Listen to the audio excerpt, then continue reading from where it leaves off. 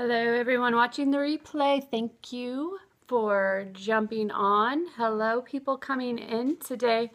I meant to do this morning or even yesterday afternoon, but time has gotten away from me. Next week's a short week with Labor Day, and so we're trying to get everything done this week. So I apologize for it's now the afternoon here. Let me know where you're at when you come in.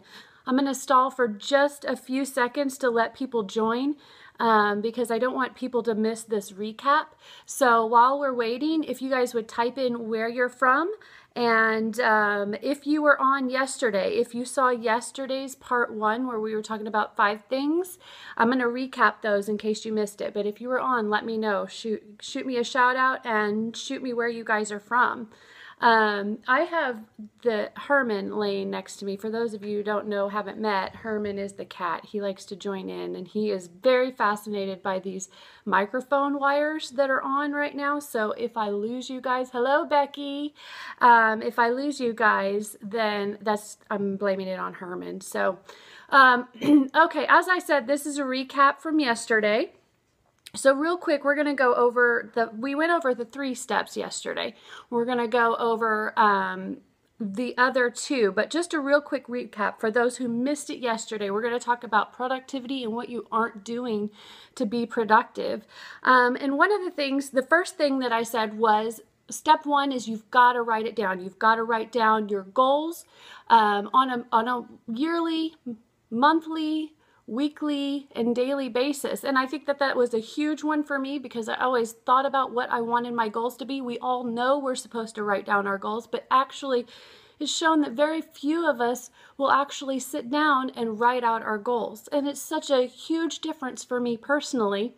I know that I get a lot closer to my goals. I feel more motivated to get to my goals whenever I see them. So number 1 is write them down. We all know this, but we're not all doing it. So let's do it. And what you need to decide is, what do you really want? When you're writing down those goals, a lot of us write down what we think we should do as opposed to what we want to do. A little bit difference in our phrasing, but what do you want to do? Because if you're doing it because you feel you have to, then you can't do the next question, which is, why do you want to do it? So write down what you are really wanting to do, not what you should do. And then next, why do you want to achieve what you want to achieve? That was in an earlier scope that I did where we talked about why, and I've done articles before talking about why. And it seems to be the theme running through Periscope and online articles right now. Everybody's talking about finding your why, because if you don't find your purpose, you're not going to take the rest of the steps. You're just going to find excuse for not doing it. And so the rest of it's pointless, in my opinion, if you don't find your why, your real why you want to do this.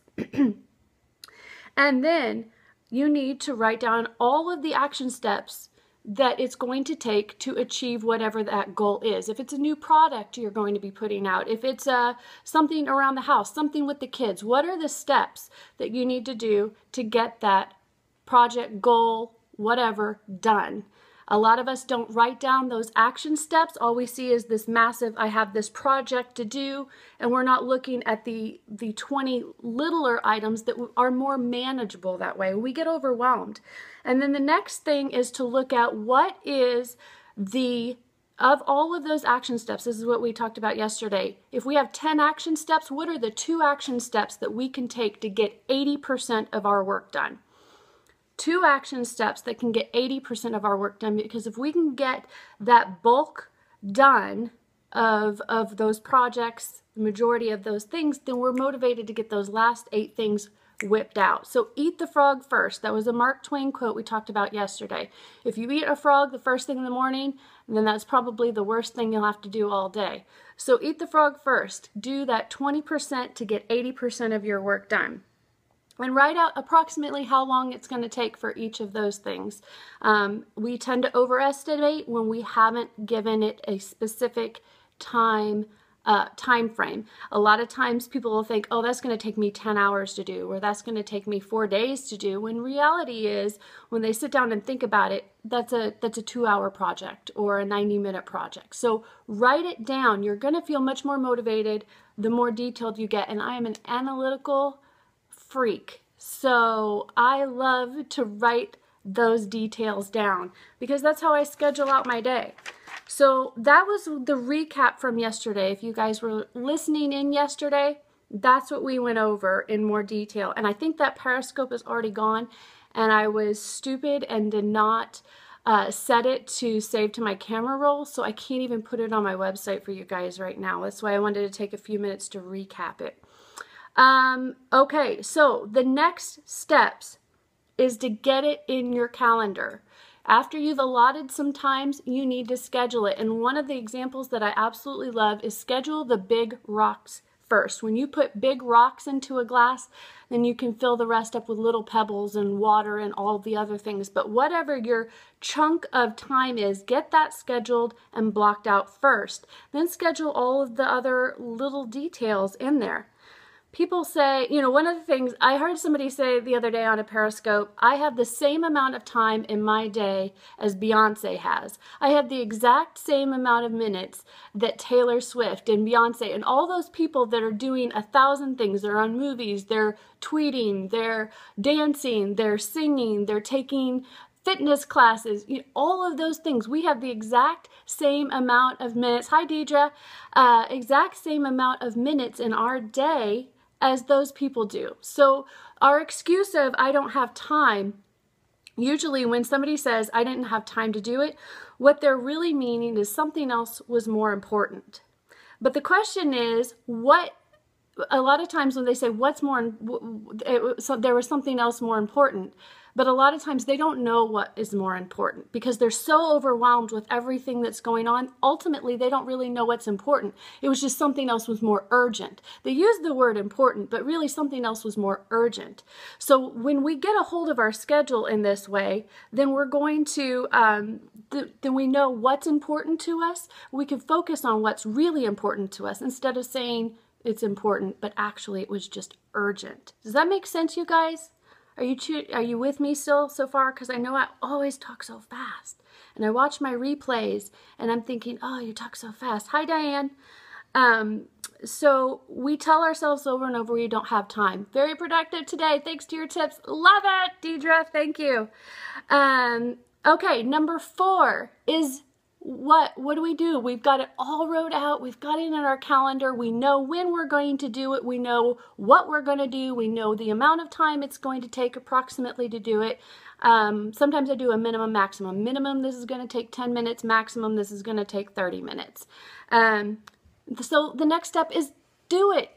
Do it. Just finally do it. Shut off your distractions and get to your must. Get to those 20% items that are going to get 80% of the work done. And we talked yesterday about how I have to shut off Facebook. I have to shut off my phones. Sometimes my phone gets moved into another room.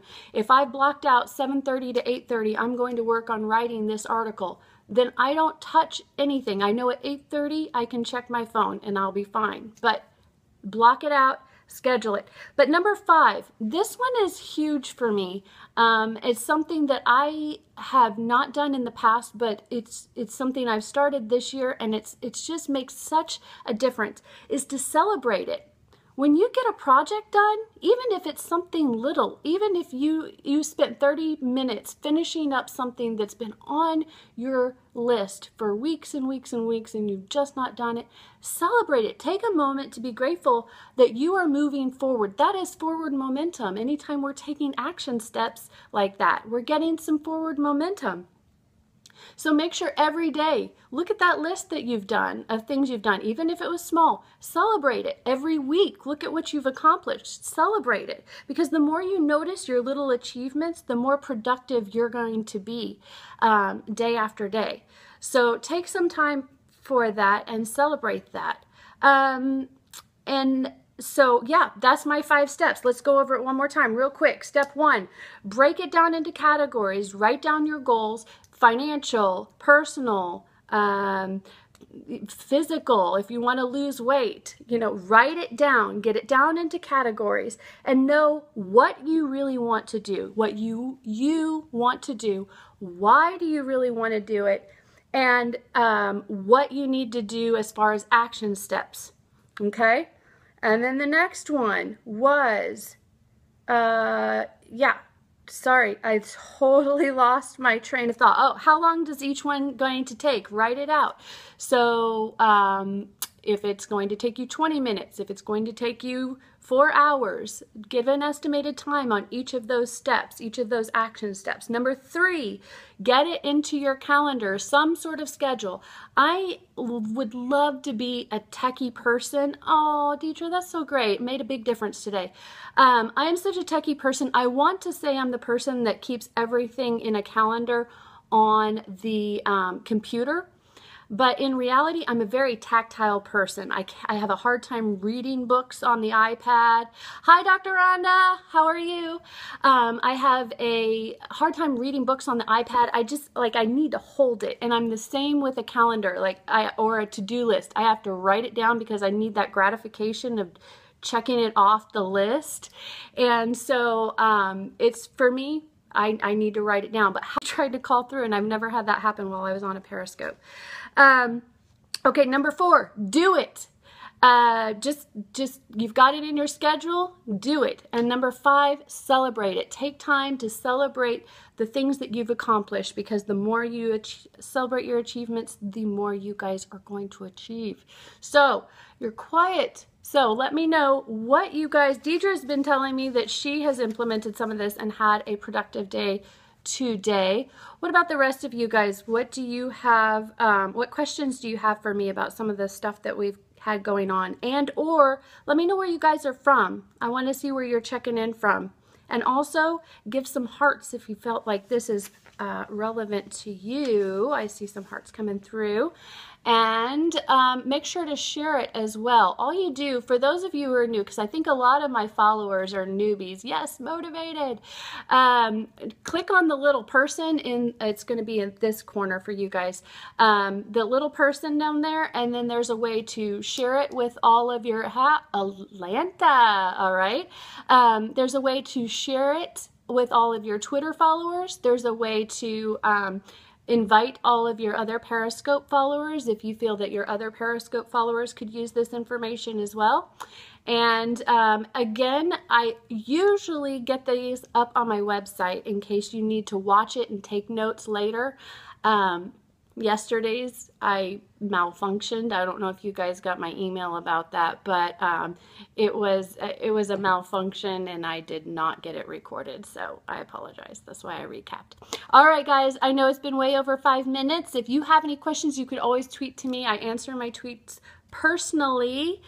And so just let me know what you have going on, and if you have any questions, and then I'm going to join you again tomorrow, and we're going to start on a new topic tomorrow, okay? All right, have a great day, guys. Talk to you soon.